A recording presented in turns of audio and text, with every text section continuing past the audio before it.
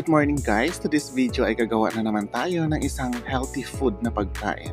Ang pagkain ito ay ang bumuhay sa amin nung panahon ng pandemic dahil nga ang daming nag-o-order nito sa akin kapag pinopost ko online.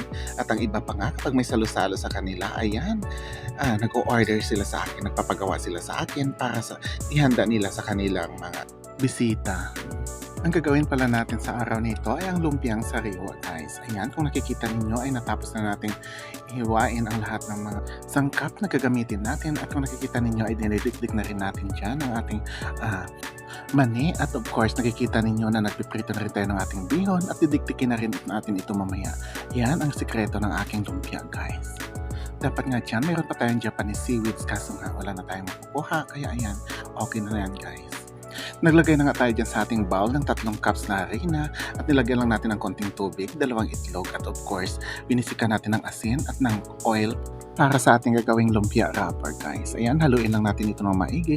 Kaya pala nilagyan natin ito ng oil guys kasi ito ang magpapatigas sa ating wrapper para hindi ito magkabutas-butas. Kaya ayan guys. Ayan, nakikita ninyo nakaprepared na ang ating mga sangkap na gagamitin. Kaya ayan, magsisimula na tayo sa ating pagluluto.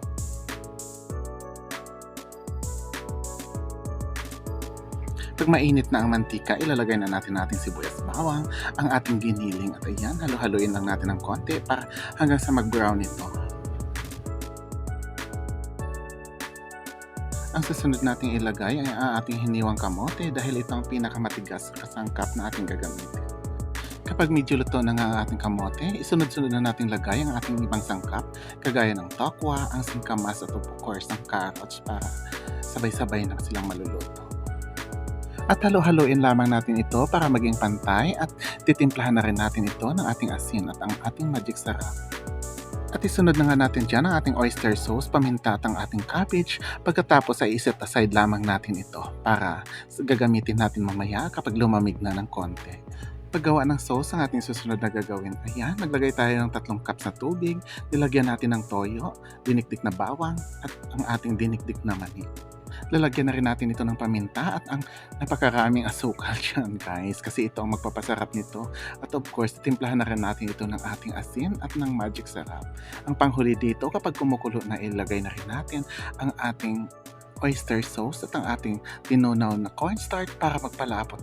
Isit aside natin ang ating sauce at gagawan tayo ng ating lumpia wrapper. Ito yung ginawa natin kanina na nilagyan natin ng itlog at ng ating mantika guys. Kaya ayan.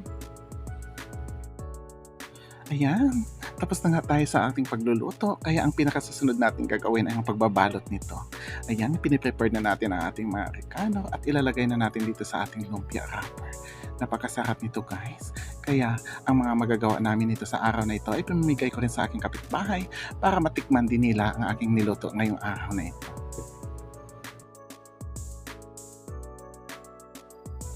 Ayan, tapos na siya. Maraming salamat sa iyong panonood. Magandang araw!